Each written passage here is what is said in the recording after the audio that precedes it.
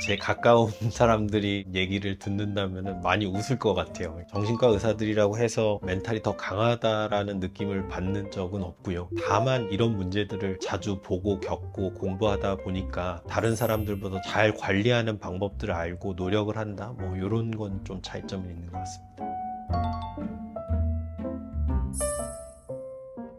자기 자신에 대해서 잘 알고 있을 필요가 있는 것 같아요. 자기 자신의 능력에 대해서도 좀 잘 알고 있고, 처해 있는 환경이라든지 종합적으로 이해하고 있을 필요가 있을 것 같아요. 남들이 이렇게 하니까 반드시 이렇게 해야 돼 라는 식으로 접근하다 보면 무리수를 두게 되는 경우들이 많이 있거든요. 자기 자신의 어떤 고유한 상황과 환경들을 고려할 필요가 있다라는 생각들이 많이 들었습니다.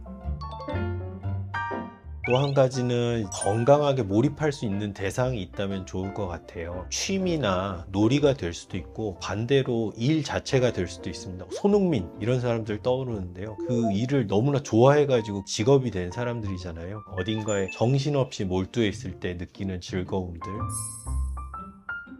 또 한 가지는 이제 정신과에서 환자분들 뵙다 보면은 조그만 문제가 있어도 그거를 해결하지 않고서는 참 견디지 못하고 굉장히 힘들어 하시는 분들 보게 되거든요. 그럴 때 참 안타깝습니다. 그러니까 현실적으로 여러 가지 이슈가 있고 문제점들이 있을 때 우리가 그걸 해결하기 위해서 최선의 노력을 다해야 되는 건 맞지만, 살면서 우리가 모든 문제를 해결할 수 있는 건 절대로 아니거든요. 남들의 삶을 보면은 저 사람의 삶이 참 완벽해 보이고 평화로워 보이더라도 깊숙이 들어가 보면은 다 한두 가지의 어려움이나 문제점들은 가지고 있거든요. 어느 정도의 흠이 있고 문제점들을 안고서 살아가는 삶이 평범하고 정상적인 삶이라고 생각이 되는 측면도 있거든요. 모든 문제를 반드시 해결하려고 아둥바둥 되지 마시고, 노력을 했는데도 불구하고 해결하기 어려운 문제점들이 있다면 어느 정도는 마음 한켠에 이렇게 좀 그대로 둔 상태로 수용하고 살아가는 연습도 좀 필요하다, 이렇게 말씀드리겠습니다.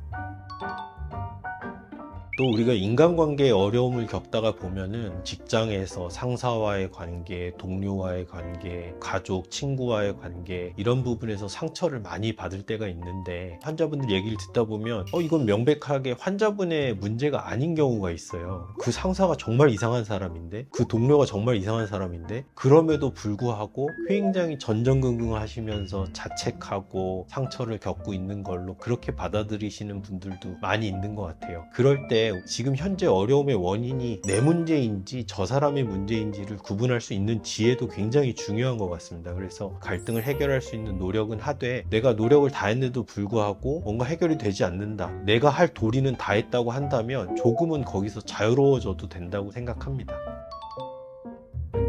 수다를 잘 떠는 것 또한 굉장히 중요한 멘탈 관리법에 속한다고 말씀을 드리고 싶어요. 여자분들은 어려운 일이 있고 힘든 일이 있을 때 가까운 사람들이랑 만나서 수다 떠는 그런 것들을 잘하세요. 굉장히 건강한 습관 같아요. 반대로 남자분들은 문화적인 영향이 있는 건지는 모르겠지만, 누군가와 속 터놓고 자신의 어려움들을 토로하거나 조언을 구하거나 공감을 구하거나 이런 부분들에 굉장히 미숙할 때가 있는 것들을 보거든요. 우리가 어떤 마음속에 어려움이 있고 혼란스러움, 그런 부분들이 잘 정리되지 않고 내가 뭐 때문에 힘든지 모르겠다 하는 그런 순간들이 있으셨을 거예요. 그랬을 때 한참 수다를 떨다 보면 자연스럽게 내가 요즘 고민하고 있었고 힘들어하고 있었던 주제들이 튀어나오게 되고, 그 얘기를 한참 떠들다 보면 뭐 때문에 힘들어하고 있었는지가 객관적으로 관찰이 되면서 정리가 되고 마음이 좀 편안해지고, 이런 경험들 아마 다 해보셨을 겁니다. 그럴 정도로 수다는 굉장히 건강한 멘탈 관리법에 해당된다고 생각됩니다.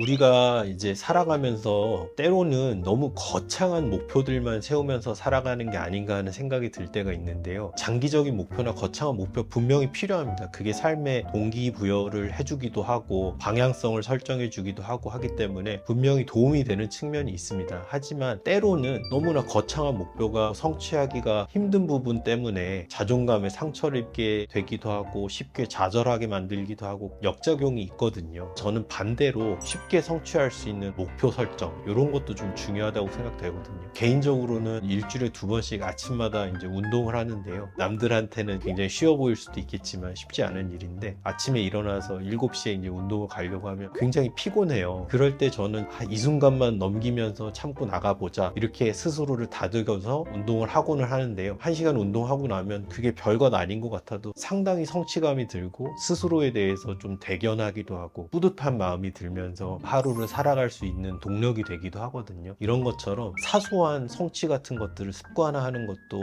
멘탈 관리에 상당히 도움이 된다고 생각합니다.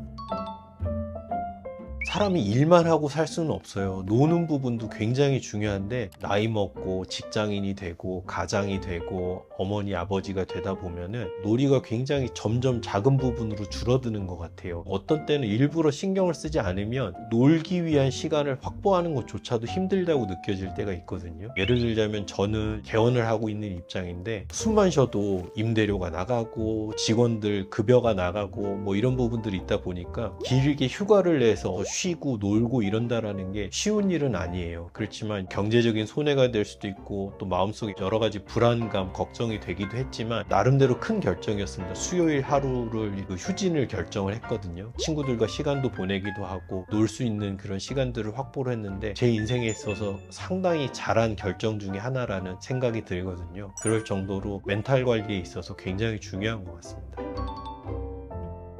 저는 아이가 2명인데 아직까지 좀 어린 나이다 보니까 병원 진료가 아닌 개인적인 시간이 있다고 하더라도 또 아이들과 좀 놀아줘야 되고 아이들을 위해서 뭐 이것저것 챙겨줘야 되고 이러다 보니까 저 자신만을 위한 온전한 시간을 확보하는 거는 어려운 부분이 있어요. 저희 와이프는 더 할 거고요. 그런 부분들 때문에 몇 년 전부터 저희는 부부가 서로 합의를 해서 1년에 한 번은 짧은 휴가 1박 2일 정도를 서로에게 이렇게 할애를 하고 있거든요. 가족들과 떨어져서 온전히 혼자 있을 수 있는 시간을 좀 확보를 해주고 있는데 굉장히 좋은 시간인 것 같습니다. 에너지가 충전되는 것 같기도 하고 가족이 더 소중하게 느껴지기도 하고 일에 있어서 다시 뛰어들 수 있는 에너지가 확보되기도 하고요. 그런 부분들을 추천드리고 싶습니다. 요즘은 정신건강에 대한 정보도 많고 여러 가지 SNS나 블로그 뭐 이런 부분들을 통해서 정보가 정말 많은 시대인 것 같아요. 그러다 보니까 더 잘하려고 하세요. 어머니들은 더 좋은 엄마가 되려고 더 좋은 육아법 찾아보시고 뭐 이런 식으로, 마찬가지로 멘탈 관리법에 있어서도 제가 봤을 때는 충분히 잘 살고 있으시거든요. 대부분의 사람들이. 그럼에도 불구하고 뭔가를 좀 더 하려고 하시고 더 자기 개발을 하려고 하시고 뭐 이런 식으로 애쓰시는 분들을 볼 때 좀 안쓰럽다고 느껴질 때도 많이 있는 것 같아요. 그래서 저는 그냥 마지막으로 충분히 잘 하고 계신다, 조금은 스스로에 대해서 좀 관대해지셔도 된다, 좀 이런 말씀을 오히려 드리고 싶습니다.